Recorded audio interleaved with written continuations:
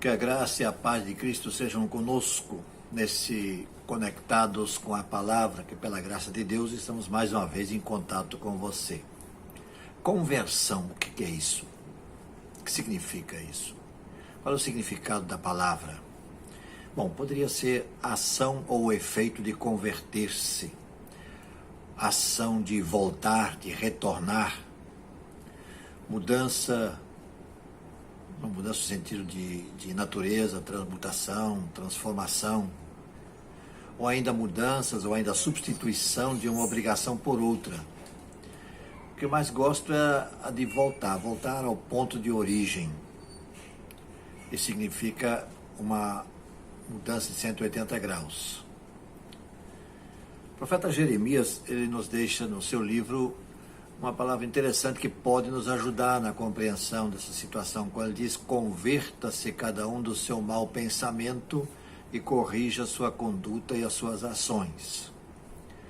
Mas eu quero me referir ao livro de Atos dos Apóstolos, que envolve os apóstolos Pedro e João, lá no início da caminhada da igreja. Capítulo 3, de 11 em diante, diz: apegando-se o mendigo a Pedro e João, todo o povo ficou maravilhado e correu até eles, o lugar chamado Pórtico de Salomão.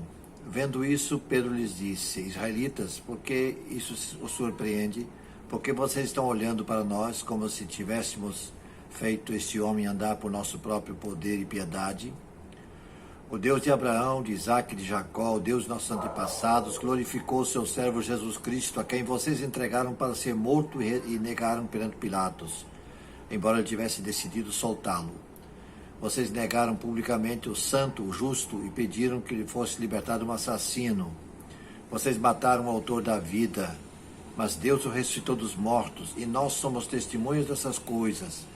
Pela fé no Senhor Jesus, o nome dele curou esse homem que vocês estão vendo e conhecendo, que vocês veem e conhecem. A fé que vem por meio dele lhe deu essa saúde perfeita, como todos podem ver. Agora, irmãos, eu sei que vocês agiram por ignorância, bem como os seus líderes, mas foi assim que Deus cumpriu o que tinha predito por todos os profetas, dizendo que o seu Cristo haveria de sofrer. Arrependam-se, pois, e voltem-se para Deus, para que seus pecados sejam cancelados. Arrependam-se, convertam-se, voltem para Deus. Essa palavra de Pedro aos que ali se admiraram com aquela situação. O contexto desse texto nos leva lá ao início da caminhada da igreja, logo após o Pentecostes. Naquele tempo, os discípulos ainda mantinham o hábito de se reunirem no templo da cidade de Jerusalém para oração. Pedro e João foram àquele encontro na hora nona, o que corresponde ao nosso entendimento às 3 horas da tarde, ou ainda, usando a linguagem de nossos dias, às 15 horas. Para eles, a contagem das horas do dia iniciava não à meia-noite, mas sim o despontar da aurora, que corresponde às 6 horas da manhã, diferente da nossa contagem. E logo após a descida do Espírito Santo, no dia do Pentecostes, muitos sinais e prodígios foram realizados pelos seguidores de Jesus. Os versos que antecedem ao texto lido dão conta de um cidadão que fora curado e que agora estava no pátio do templo, andando, saltando, glorificando a Deus. Este homem estava ali no pátio do templo pela primeira vez na sua vida. Sua condição de aleijado, e diz o texto que era aleijado desde a nascença, aquele lugar ele não poderia estar nunca. A porta que dava acesso àquele lugar era o mais próximo que ele poderia chegar. Ele não tinha permissão de entrar por causa da sua situação. O texto ainda informa que ele era ali colocado junto àquela porta, no Pórtico de Salomão, todos os dias, para ali pedir esmolas para o seu sustento. Agora eu pergunto, será que Jesus não passou por aquela porta algumas vezes e viu esse homem ali? Por que Jesus não teria curado esse homem? Não sei, o texto não fala. Eu tenho uma impressão de que é o seguinte, que Jesus não o curou porque precisava haver a demonstração de que mesmo depois da morte de Jesus e da sua ascensão, o seu poder permaneceria inalterado aqui na face da terra. Então a palavra que Pedro dirige aos líderes religiosos, nesse seu sermão, que ele termina lá no final do capítulo 3, que deixa esses líderes enfurecidos. Pedro e João vão ao templo para orar e acabam parando na presença da corte máxima da religião judaica naquele tempo, qual seja o Sinédrio.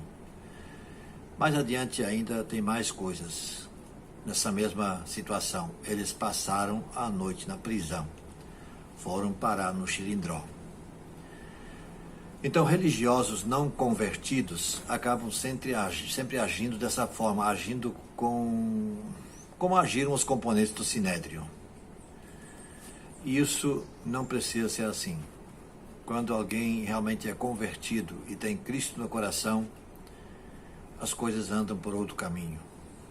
Com Cristo no coração e contando com a direção do Espírito Santo, as coisas são diferentes. E nós podemos andar na presença do Senhor, convertidos, tendo voltado à presença do Senhor, tendo feito uma volta de 180 graus, retornando ao ponto de origem. Se você ainda não é um convertido, converta-se. Foi esse alerta que Pedro disse àqueles homens. Lamentavelmente eles não ouviram. Mas só se fizermos isso, nós vamos encontrar a paz com Deus. Que Deus nos abençoe. Podemos orar? Pare um pouquinho e vamos a Deus em oração. Senhor nosso Deus, obrigado por esse exemplo que nós encontramos na tua Santa Escritura. Exemplo que fala tão alto aos nossos corações. E ajuda-nos, ó Deus, a compreender cada vez mais e a divulgar esta mensagem, levando-a ao conhecimento daqueles que ainda não conhecem, para que assim possam também converter-se, voltar à tua presença, em nome de Jesus. Amém.